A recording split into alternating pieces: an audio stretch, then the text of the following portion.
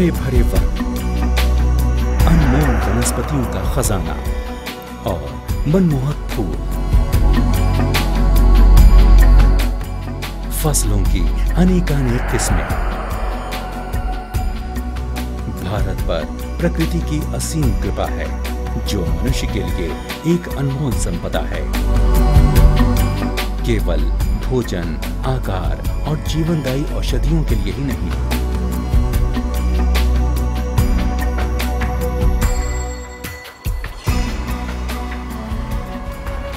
भारत में जलवायु की विविधता ने इसे वनस्पति जैव विविधता के मामले में दुनिया के समृद्ध देशों में से एक बना दिया है।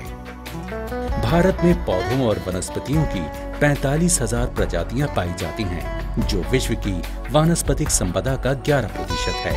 यहाँ 166 कृषि फसलों और उनके 320 वन्य संबंधियों की उत्पत्ति हुई। भारत दुनिया के 34 जैव विविधता वाले क्षेत्रों में शामिल है।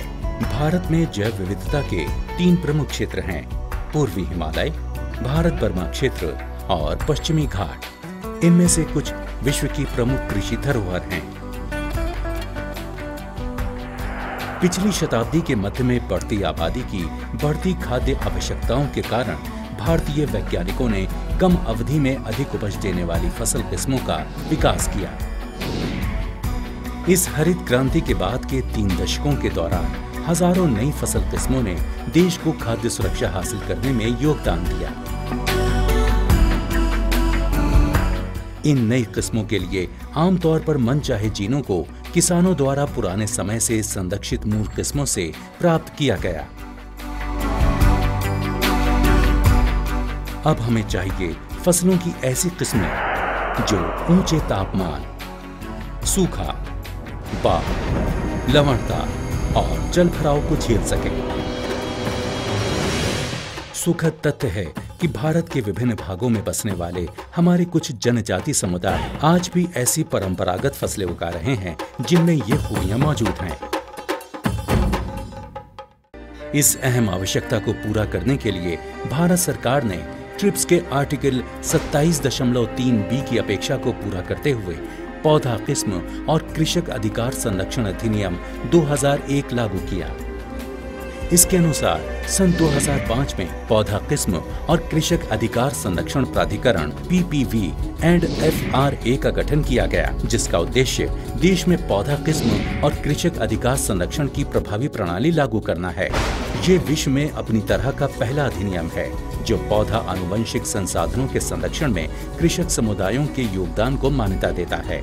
ये अधिनियम FAO के कृषक अधिकारों और जैव विविधता के समझौते के तहत किसानों की किस्मों को पौधा प्रजनकों के समान बौद्धिक संपदा सुरक्षा प्रदान करता है। पंजीकृत पौध किस्मों द्वारा अपेक्षित प्रदर्शन न करने पर किसानों के लिए क्षतिपूर्ति की मांग करता है। संरक्षित किस्मों की बिक्री से होने वाले लाभ में समान भागीदारी की अपेक्षा करता है। इस अधिनियम के अनुच्छेद 45 में केंद्र सरकार द्वारा राष्ट्रीय जीन निधि के गठन का प्रावधान किया गया है। PPV एंड FRA द्वारा अनेक विशेषज्ञों और विशेष विद्वानों के सहयोग से कार्यबल यानी टास्क फोर्स का गठन किया गया। टास्क फोर्स ने भारत में कृषि जैव विविधता के 22 प्रमुख क्षेत्र यानी हॉटस्पॉट्स चुने हैं। इसके साथ ही कार्यबल ने पौधों के वन्य संबंधियों, आर्थिक रूप से महत्वपूर्ण फसलों, कुदरती किस्मों यानी लैंड रेसेस और केवल हॉटस्पॉट में उगने वाली संकटग्रस्त फसलों की पहचान की है। इसके अलावा जनजातियों की सांस्कृतिक विविधता उनकी परंपरागत फसल प्रजातियों के साथ दर्ज की गई है।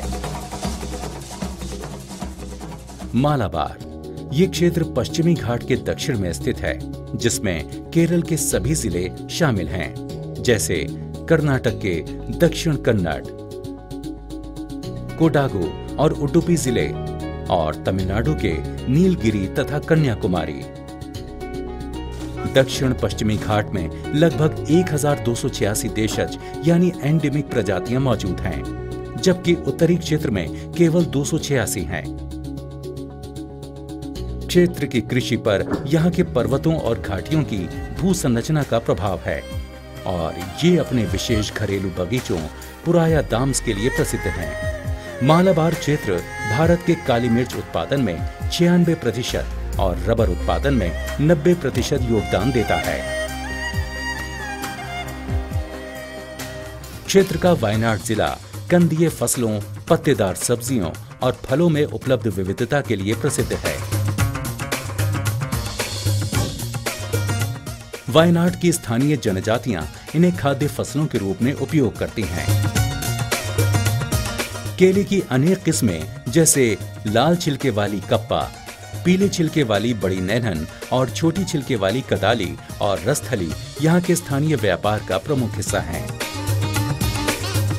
काली मिर्च की अनेक किस्मों का विकास स्थानीय प्रजातियों से किया गया है, जैसे पेनियोर 4 का कुथिरावली से और प्रीतारा का सरीमुंडा से। इलायची में 3 मुख्य प्रकार हैं, मालाबार, मैसूर और वजुक्का, और अनेक किस्में विकसित की गई हैं।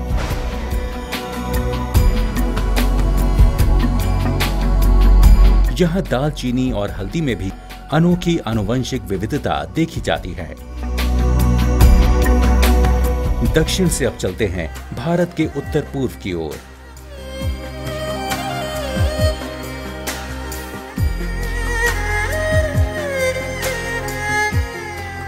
ये जिले ब्रह्मपुत्र नदी, इसकी सहायक नदियों और बाराक घाटी से लगे हुए हैं। क्षेत्र की जलवायु और भौतिक संरचना में विविधता के कारण यहाँ पारिस्थितिक बांसों में भी विभिन्नता दिखाई देती है।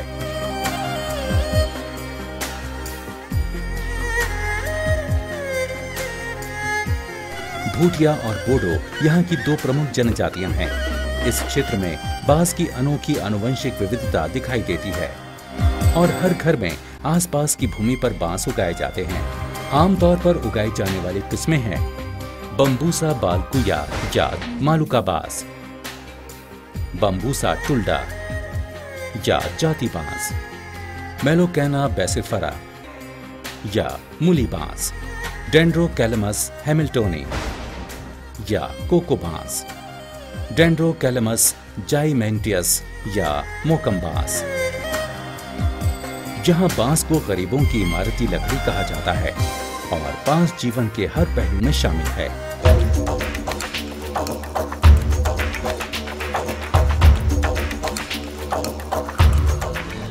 परंतु ईंधन और घरेलू उद्योग के लिए कुछ किस्मों के अत्यधिक दोहन के कारण कुछ अन्य प्रजातियां संकट में हैं। आनुवंशिक क्षरण की प्रक्रिया को रोकने के लिए प्रयास जारी हैं। इस क्षेत्र में व्यावसायिक महत्व के अनेक पौधों की उत्पत्ति हुई है, जिसमें केला, नींबू, आम, बेर और चाय शामिल हैं। क्षेत्र की अनोखी जलवायु दशा के कारण यहाँ से विशिष्ट उत्पाद प्राप्त होते हैं, जो और कहीं नहीं पाए जाते। इसी से क्षेत्र को विशिष्ट पहचान भी मिली है। ब्रह्मपुत्र घाटी के जैव विविधता क्षेत्र में मानसून के दौरान भीषण वर्षा होती है। कभी कभी तो केवल एक दिन में 250 से 300 मिलीमीटर पानी बरस जाता है।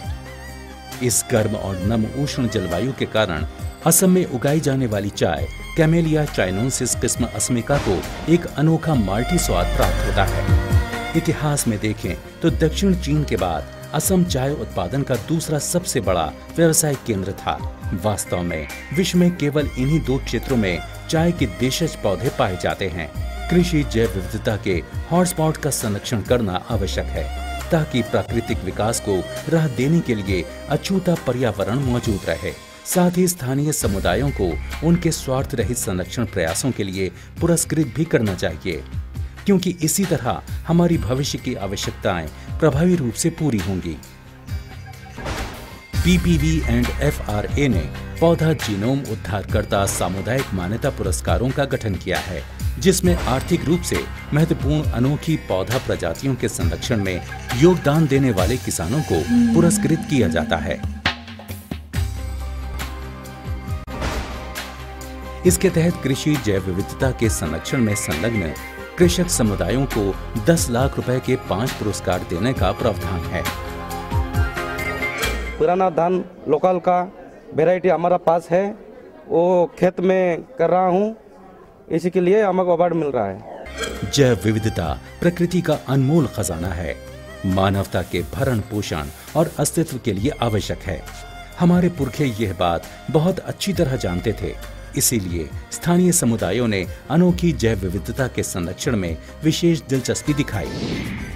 पौधा किस्म और कृषक अधिकार संरक्षण प्राधिकरण ने यह प्रक्रिया फिर से प्रारंभ की है और ये सब कुछ स्थानीय समुदायों की भागीदारी से किया जा रहा है ताकि उनके परंपरागत ज्ञान से होने वाले लाभ में उन्हें भी हिस्सा मिल सके। ये हॉटस्पॉट्स इसके लिए तैयार हैं और आगे बढ़ रहे हैं।